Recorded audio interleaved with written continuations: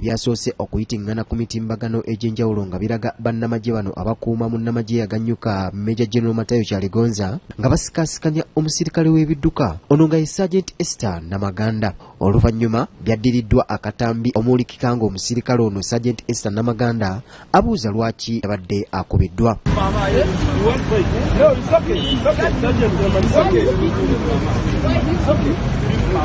Don't touch me. No, don't touch me. Don't touch me. Don't touch me.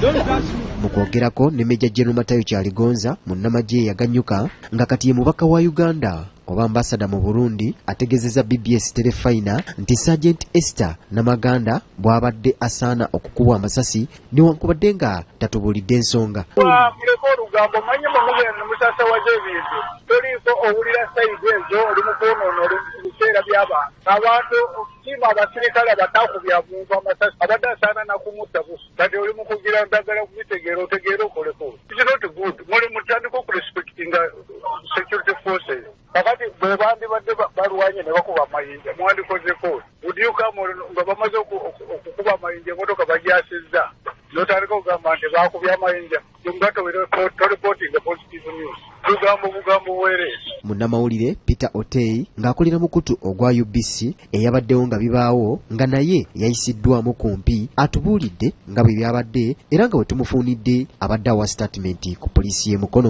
Mbagamba afande kimukola kino kikyamu oyinza okyokuba omukazi apart from that oyinza okyokuba omukazi ng'ali ku duty ku luguudo ali ku duty ye ali ku luguudo ye traffic officer waki mumukuba ne batandika okumbuuza who are you nebakolera kino nze nkolera TV ya ggwanga tebayingira motoka batambulesa ka distance akatono ne bakufuka babiri abajasi babiri ne bajja omu nankuba luyi ne bankubya oluyi be bati ne bajjayo ekiso sword ne bajjayo sword okuntema ne njibaka I dodged it. I don't know how you call it dodging. I dodged it ne mbitako negwa wansi kati sword weyagudde wansi oli gaye yankubya oluyi nagenda maaso nansamba. Amyuka omwogezi w'amagye Dewa Kiki atutegezezza ku lukomo lw'essimu ng'amagye bavumirira ebikolwa bino ng'ono ajulirizza ebiteereddwa ku kibanja kya Brigadier Richard Karemire ekya Twitter nga nakyo kyogera ku nsonga y'emu era nga bakyanoonyereza. Ttiimu ya UPDF ne poliisi bajja kuinvestigatinga balabiki amazima gabadde galiwa kubanga tetuyinza okufolowinga